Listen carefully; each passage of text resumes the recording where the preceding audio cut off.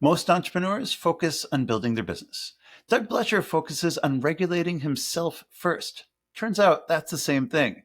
In this episode of The Pattern Seeking Entrepreneur, I sit down with Doug Blecher, founder of Autism Personal Coach, a global coaching company centered on autonomy, dignity, and lived experience. In this conversation, you'll learn what it looks like to build an entire company culture around the way neurodivergent people think and why regulating your internal world may be the most important business strategy that nobody's talking about. I'm Jonathan Domsky. This is The Pattern Seeking Entrepreneur. Let's go. Some entrepreneurs succeed by following the playbook, and some succeed by writing their own. This show is for the second kind. Welcome to The Pattern Seeking Entrepreneur, conversations with intense, analytical founders who have built something significant and are now redesigning the architecture of how they lead, build, and operate so that their strengths create leverage instead of friction. I'm your host, Jonathan Domsky, business and life coach, entrepreneur, and someone who has spent a career helping powerful minds build businesses that actually fit how they think. Let's get started. Doug, let's hear your story. When did you first realize that you think differently from most people in the room? I realized at 8 years old, and I remember asking myself, why am I so different than everyone else? Yeah. That is kind of how the journey began. And then I didn't learn till I was 42 that I was autistic. So I went through quite a lot of trials and tribulations. I studied psychology in college to basically understand why am I so different. I wanted to learn about the brain and all those wonderful things. And this led you to your career that you have now. Yep. I'm curious, what support, if any, did you get from the adults who loved you when you started asking yourself those questions? Not a lot. Some didn't believe me. Yeah. Some asked, how does this change your experience? And I shared that with them. What Yeah. support, if any, did you get from your parents about that sort of stuff? Well, I mean, my mom was always my foundation, as were my grandmothers. And I always felt love. I always felt that foundation of love. So in that way, like I always was having that support. I think like when I started like developing, you develop friendships and those things in romantic relationships, and those things didn't go to the extent that I wanted them. That's where like even, like the more difficulties ramped up, and then college was difficult and figuring out what the heck I want to do with the rest of my life. And then eventually finding a spouse and getting married. And I never thought that would happen because, it was difficult for me to navigate human relationships. So how are you going to get married? It's all has kind of worked out. And as I've learned more about my own neurodivergence and my autism, I have learned that I'm really good with people and I'm really good at networking. And it's just a matter of looking at it and reframing and learning, and a lot of times unlearning a lot of things. Exactly. So much of, and this is true for anyone, whether they're neurodiverse or not, just look at any situation and say, given this situation, given who I am and my strengths and my weaknesses and my values and my purpose, what is the best, most satisfying expression of who I am as applied to this challenge? And you did describe, you have had some challenges over the years, but what's the flip side of that? Tell me about your genius, the things that you seemingly effortlessly do better than most of the people that you know. I don't know if there's a genius to me, but I will say that I think one of my autistic traits is identifying patterns. Yeah. And I think a lot of people can identify with that. And I've realized that even though I'm able to have this conversation with you through spoken language is not my preferred method of communication and how I best navigate the world through a communication lens. It's usually through energy. Tell me more about that. Feeling the energy of others. Because a lot of times what people say to you do not align with their actions. Yeah. So feeling the energy of those things has helped me to trust my own intuition. And I think that's been really critical. Interesting you say that because when I think about my own work, working with clients, for me it's less about energy. It's very much observational. What I see, what I hear, and you talk about pattern seeking, pattern recognition. I'm very quick to pick up just little linguistic inconsistencies that indicate that someone's doesn't mean what they say they mean, or they're trying to put a good face on it, but obviously there's something going on under the surface. So it's same result, very different approaches. Um, Doug, do you have any special interests, things that you just love and know more about than almost anyone you know? Well, I know I've learned about the mind heart connection. And Yeah, so paying more attention to the emotions in my own body and how those can connect to thoughts. And I think for the longest time I didn't even know that was a thing. And so everything was always in my head, which results in a lot of times overthinking. And so I would feel emotions from characters in movies, characters in TV shows. And because I was disconnected from my own body, disassociating. And so that kind of like special interest has kind of moved away. And then also like when I was younger, in my up to the age of 28, I had run 8 full marathons. So running and those types of things were always like really important. So I do know a lot about running, and I still do love running, but my body doesn't allow me to run 26 miles at a time anymore. I can support others in running and help and give them some tips and strategies of what not to do so your body doesn't break down like mine did. yeah. Tell me more about this head heart connection and your journey to learn how to connect the two. So many people just feel like walking brains. There's like anything below the neck just supports the head, but everything that makes life worth living comes from our heart. Tell me about your own journey around this and what tools, what process, what experience did you have that allowed you to connect the two and become a more heart centered person? Well, it's a long, long journey. I think it, kind of goes back to being 8 years old and realizing I'm different. And I think the trauma of being autistic or neurodivergent in a world that doesn't accept and doesn't give us access to a lot of things that we need. I think definitely learning about my autism and how my autism specifically impacts me was a really big piece of that. And then 3 years ago, my mom passed away. And that was really the first time I really understood what grief is. Hmm. And navigating that experience and learning how to deal with grief and learning that, it was interesting up until that point. Like I always thought it was interesting how other people would cry, females, males. And I was kind of like envious of those people because I was like, am I just like a robot and don't know how to do these? Don't have like that emotion? But it turns out I'm actually absolutely a crier. And the reason and why I learned about that was because I learned about my autism, because I learned about grief, and I then was feeling like emotions and really doing things to connect to my heart space. Now, Yeah. crying is one of them. Doing things relating to movement, running. I do yoga pretty regularly. Any type of movement is really connecting to your body. Anything connecting to your body is connecting to your heart space.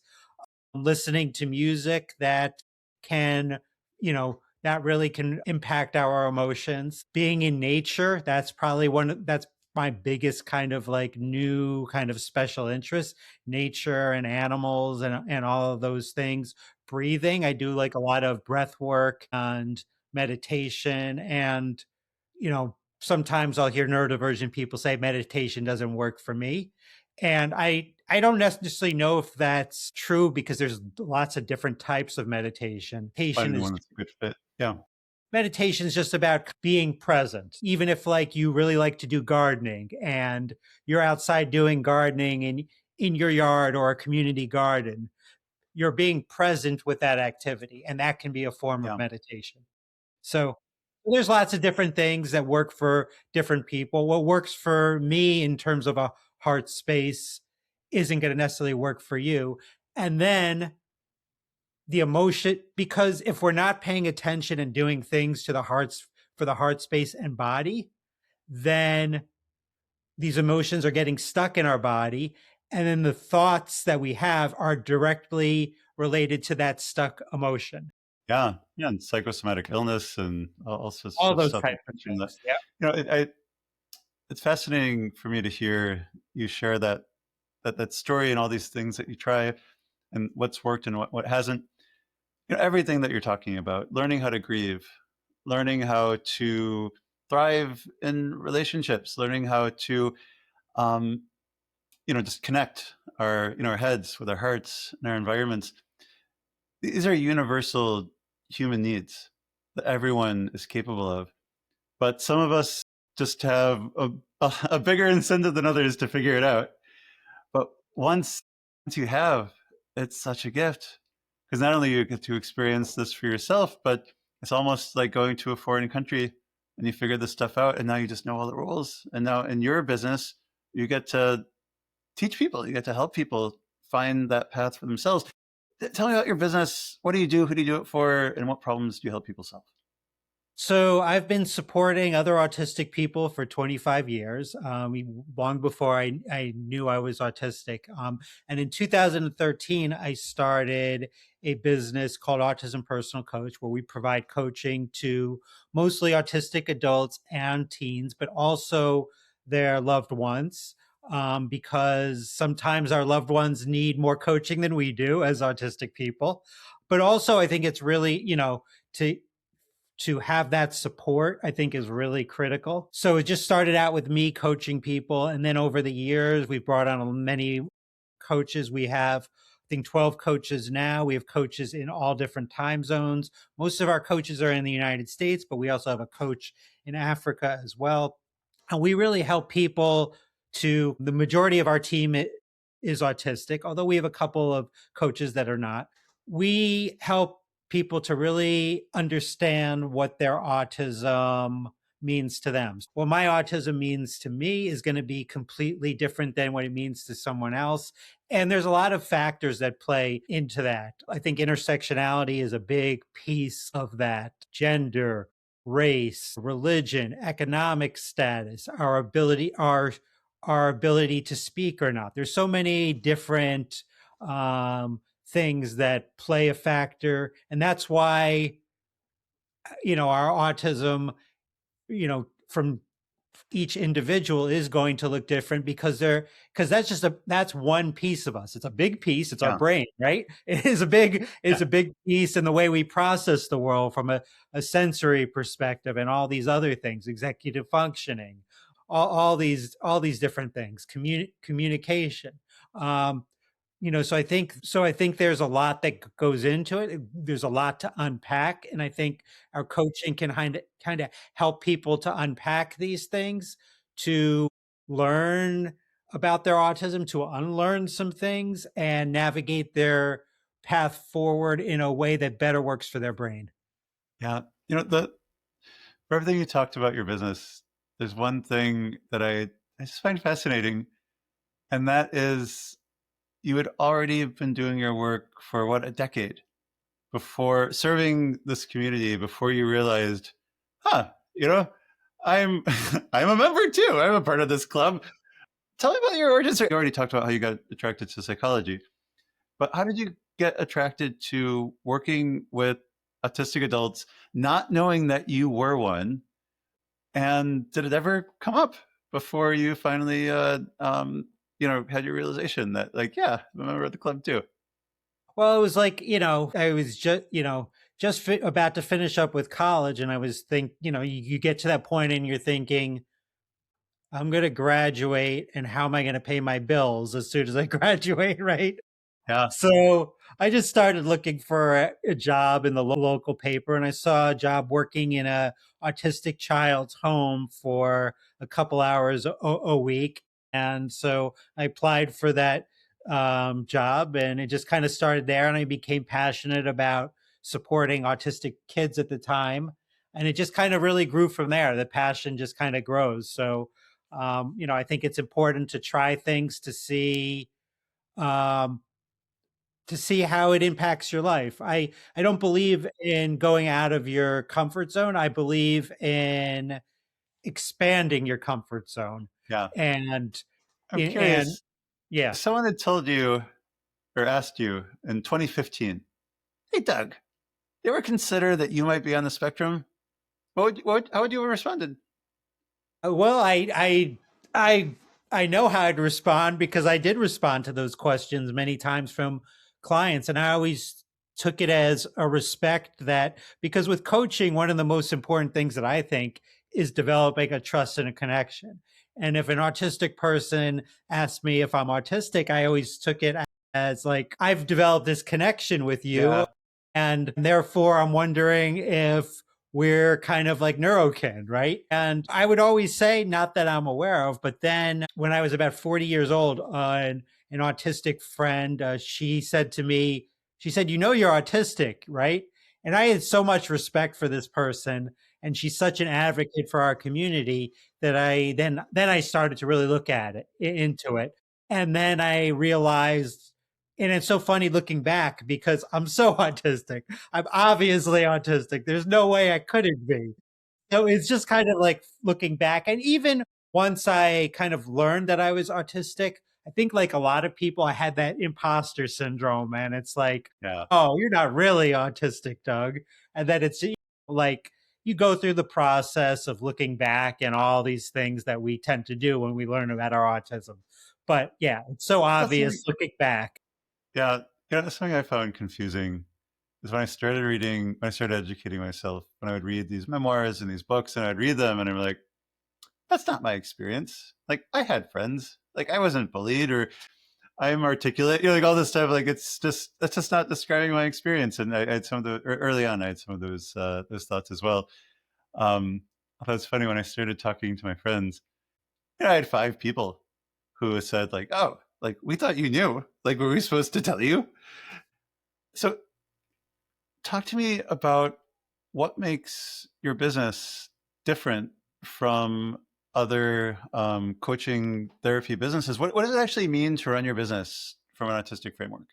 So it's interesting because when I first started my business, just like anyone starting a business for the first time, you read these business books and you get this advice from business people, right? And I would try some of these things, and a lot of them didn't work because I'm autistic and I need to run things from I need a business to run from a neuroaffirming perspective, not just for people that I bring on to our team, but for myself as well. Like if it's not accessible to me and it doesn't feel safe to me and I'm not getting my needs met, it's not going to work. And I think, so we always try to run things from basically an anti-capitalist perspective because that's not neuroaffirming. Now, of course, every business needs money and those types of things, but that's really important. We really run things from focusing on autonomy. That's really important.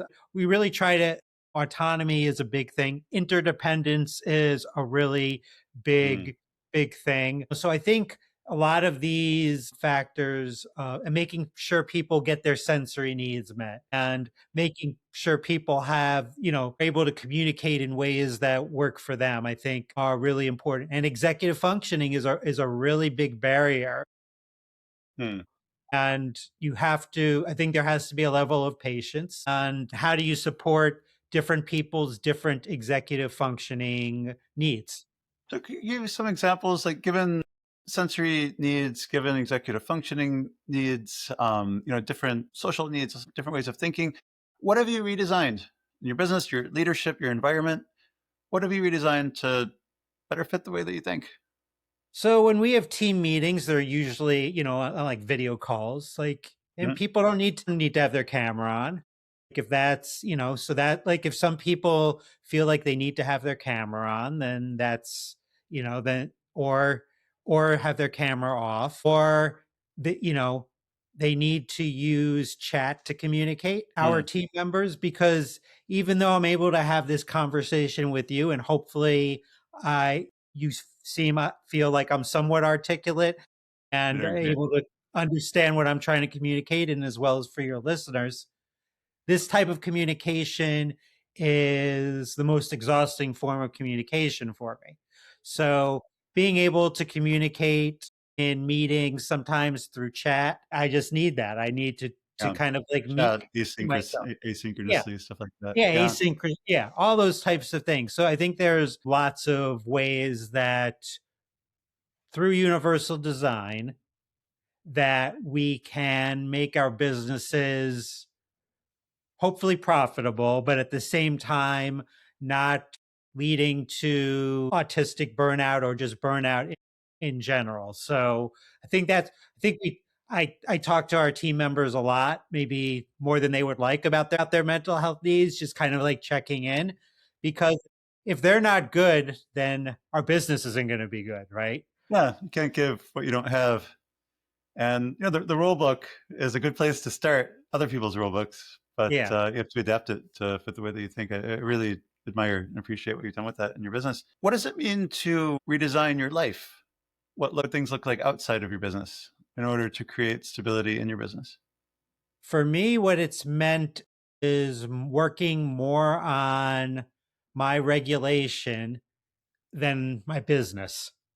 Hmm. So I focus more on my internal life than, even though I spend a good amount of time still on Autism Personal Coach and all of our projects relating to that. Because early on with our business, I was so dysregulated. And I think that's what happens a lot. And I think that is really a foundational block that like solo entrepreneurs need to, have. We were talking before we hit the record button about autistic entrepreneurs and how often we're doing things all by ourselves. So I think finding that support network and finding that regulation and sometimes that co-regulation is really critical. And I think it's a big missing component for entrepreneurship. Yeah. We don't have a business life and a personal life. We have one life. Yep. And if Holistic. one is dysregulated, out of balance, the other cannot be sustained. It's a really important lesson. I'm glad you shared that. Um, Doug, running a business always comes with challenges. How does your way of thinking help you? And where do you feel like it's made you work harder? Where has it created friction in your business, your teams, your relationships? And where has it smoothed things?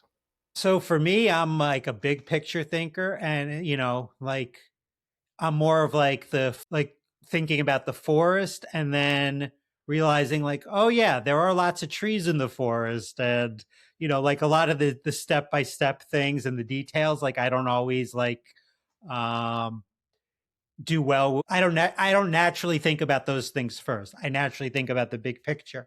I'm a creative person. I have millions of ideas.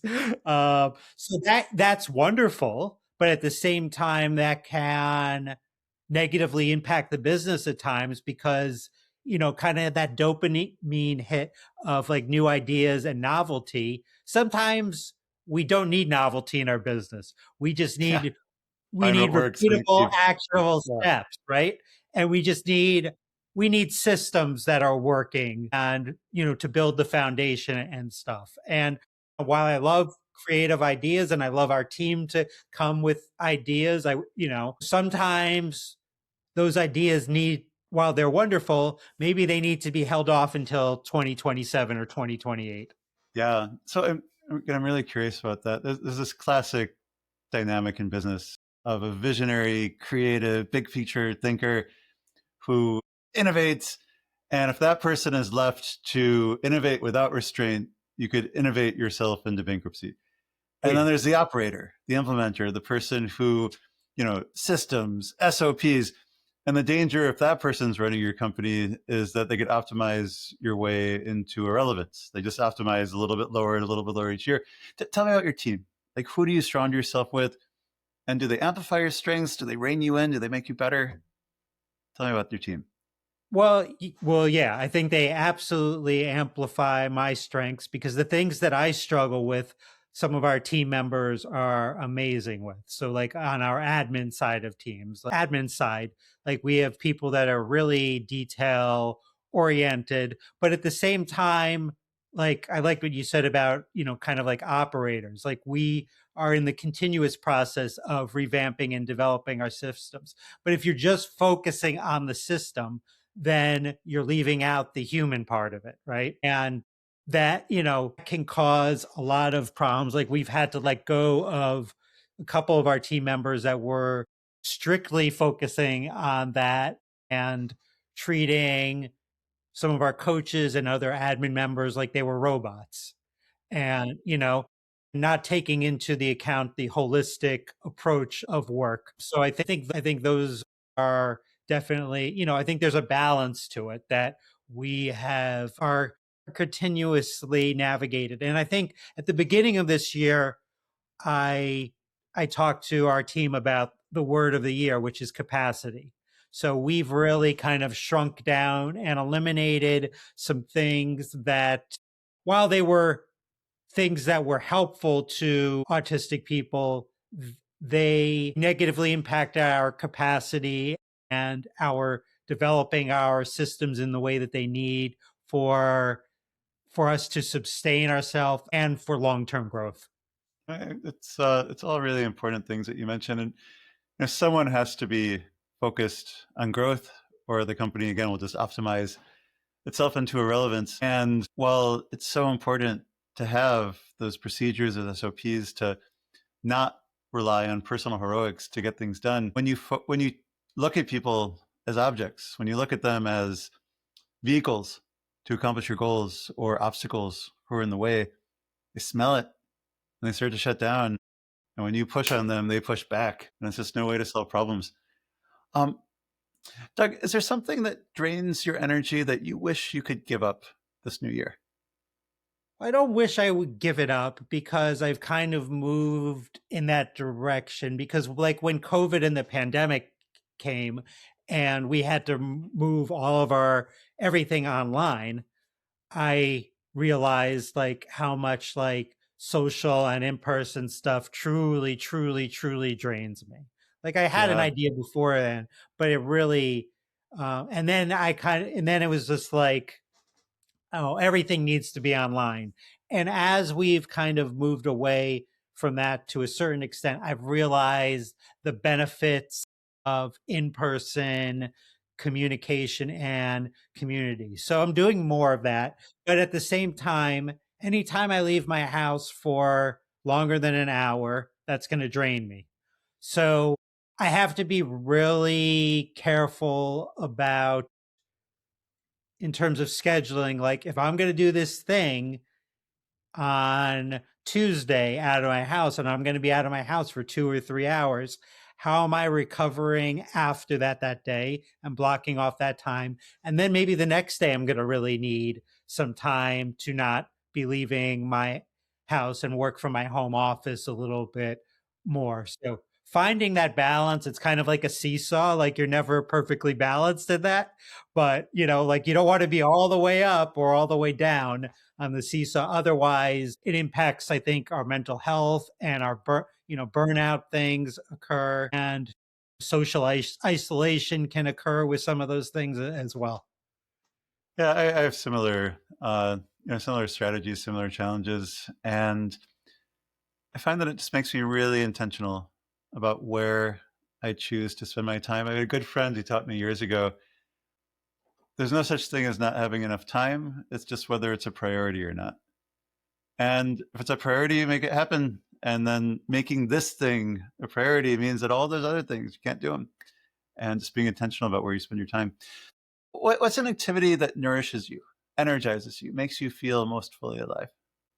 Well, I would say, I can be a broken record, but kind of that mind heart connection. I think anything relating to kind of the body and internal processes and navigating those things, Yeah. is really fulfilling to me. Nature is incredibly fulfilling to me. Learning more about nature and our natural world is incredibly fulfilling. Having conversations with like you and other neurodivergent and autistic folks is really fulfilling. Like I get so energized. I just feel it right now in my body talking to you where after having this conversation, we talk about we get dysregulated. Like I dysregulated isn't always like we have like an emotion of feeling bad. It can be an exhilarating emotion. So I feel myself right now moving towards the dysregulation in terms of excitement and that energy flowing through my body.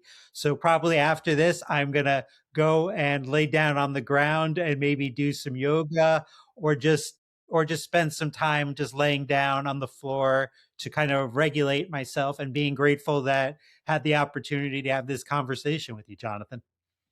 I really appreciate that, Doug. And when I listen to you speak, the most important and largest personal growth that I've experienced this last 20 years is just learning how to connect authentically as myself, learning how to connect with other people, learning to connect with myself, learning to connect with my own heart, learning how to connect with the world around me as I move through it. Yeah, as I hear you speak, it sounds like we're on similar journeys, using some of the same tools, some different ones, but that human connection, both within us and without us, that's what it's all about. And again, some of us have to try a little harder to figure it out than others, but once we do, wow, it's so powerful. One of my favorite things to hear from people is their vision for the future. If we were talking exactly 1 year from now, we're recording this on April 20th, 2026. If we were to talk on April 20th, 2027, looking back, what might you have accomplished over this past year that would make you say, this was a phenomenal year, the best year of my life, in all aspects of your life, business, relationships, personal life? Looking back, what made this past 12 months such a spectacular year for you? I would say the theme of my life is about how I support the collective, specifically the collective of autistic people while we're in this earth space together. So anything in terms of with our business of how we can grow from the perspective of supporting more autistic people, I think that's really important. So continuing to just grow our coaching, just continuing to do some of the boring things in the sense of doing those boring things and following our system so more people can learn about coaching and can get the support that they need. I think that's really important. Continuing to just develop relationships in regard to that, networking and those types of things, and not networking in terms of, I think, traditional networking, which happy hours and things like that. That never will work Yeah, for me, never yeah, has. don't do that. I want to do that. But yeah, networking and just kind of building on the existing relationships that I have, and then really just continuing to work on the healing process. I think like the first half of our life is, I feel like, is just filled with like trauma, and the second half, I think, in a lot of ways, is healing from that trauma and just kind of learning to just continuing to learn, continuing to grow, and just continuing to observe all of the beauty and basically bullshit in this earth space. Yeah. So I'm going to read back what I heard you say. It's April 20th, 2027, and I declare the possibility. This isn't necessarily who you are right now. This is the best version of your future self. It's April 20th, 2027, and I declare the possibility that the theme of this year, my every year, is how I support the collective autism community. We support more and more autistic people in a profound way. We double down on our processes that we know work and transform lives. I have more and deeper relationships than ever. We respect and appreciate and support each other's work. And I've continued to heal myself and others from the trauma that brought us to this moment of life together. What do you think? I think you are better at words than I am. It's everything that you said, and what a beautiful vision. Um, Doug, what do you think, if anything, is in the way, slowing you down, holding you back from stopping you from living into this beautiful vision for the future? Well, sometimes we don't know what we don't know, right? So I Yeah. think like sometime I would say what's stopping me is what has stopped me previously and that I'm working on is that I tried to force things too much Hmm. before I understood that whatever is meant for me, the universe is going to bring my way. And Yeah. trusting and doing more trusting and less trying to control outcomes and being more present in whatever I'm doing, Yeah. whether being more present with talking to you, being more present with my spouse, being more present when I'm having a meal, being more, being more present with clients and being more present with my team, being more present when I'm taking a shower. I think that's would be what I would say. Yeah. There's a lot of wisdom in what you just shared. Part of our evolution, hopefully, as as human beings, is to move from life happening to you to life happening for you to life happening through you, which is what you're describing. I try to approach everything that I do in life as that life is a curriculum perfectly designed for me to work out my purpose and to look at whatever is happening and just ask, what is it that I need to learn? Who is it that I need to be? What's the action that I need to take? And how we got here is totally irrelevant. All that matters is, well, here we are. And this moment, this one, is inevitable. I mean, there's nowhere you could be right now than on this call with me. You could hang up in a minute if you want. But right now, here we are. Your whole life literally has been leading up to this moment. Well, what are we going to do about it? And yeah, like stop working so hard and just think, who do you need to be in this moment? And then do that. And that's where magic happens. Let's switch roles for a minute. Why don't you be the question asker? I'll be the question answerer. Is there anything that you'd like to ask me? That's a good question. I wasn't prepared to ask you questions, which is something I'm good at. I do the coaching thing. I have a team that I lead and I Yeah. host my And you own have your podcast, own podcast too. Yeah. which you will be on shortly, so your Yeah. listeners will get to hear the opposite. What what during our conversation up to this point that I've shared with you has most resonated with your life? The thing that you shared that I'm most curious about right now, specifically for my company and the work that I do, is what you shared about what does it look like to redesign an entire company culture around the ways that neurodivergent people think. And like you said, whether that's focusing on asynchronous communication, giving someone a very reasonable accommodation just to text instead of use the chat in a Zoom meeting instead of talking if that's not what they need to do, to help them, give them space to regulate their energy. All these things, these are all questions that I'm puzzling through right now, and it's very inspiring to see how you've built a really impressive organization around it. I appreciate that. And what I say is, there is some good business advice out there from people that aren't neurodivergent. But at the same time, if you hear that advice and you apply that advice to your business and it doesn't feel to you in a neuroaffirming way, you can rip that up and you can throw it in the garbage. Yeah. I just think it's important to just kind of look at what makes us feel safe.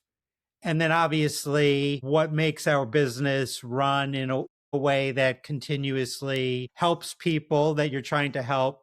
And also obviously bringing in dollars because that has to be. But I think, always kind of being open to looking at your processes personally and as an organization wide, I think is really Yeah. important.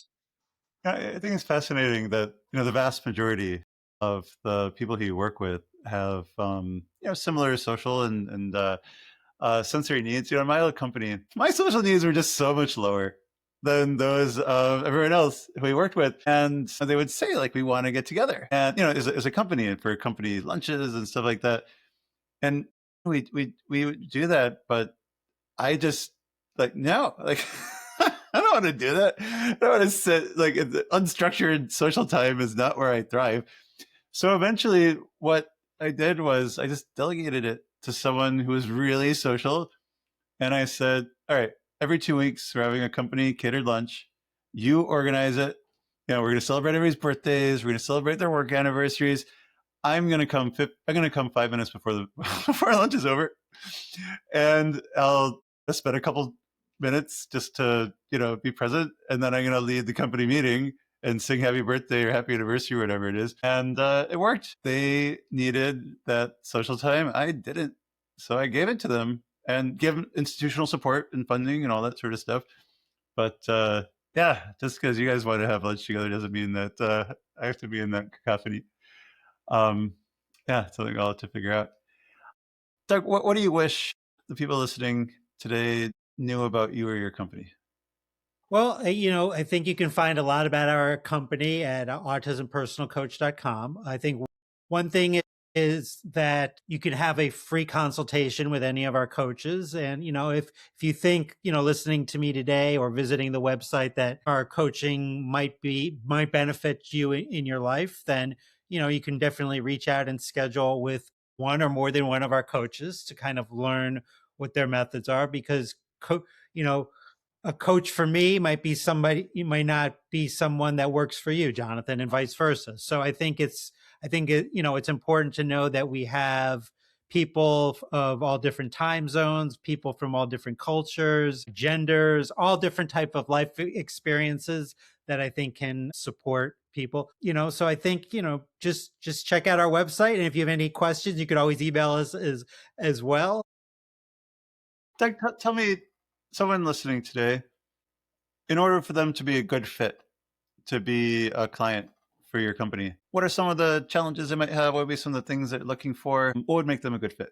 What are you a good fit to work with you? And what would be a wonderful example of success in engaging Well, with one of if your they have coaches? any goals in their life that they're struggling with, but maybe they haven't connected with a coach that helps them navigate that with the focus of their autism in mind. I think that's really important. But then we have other people that goals, I think, in our coaching process don't necessarily work.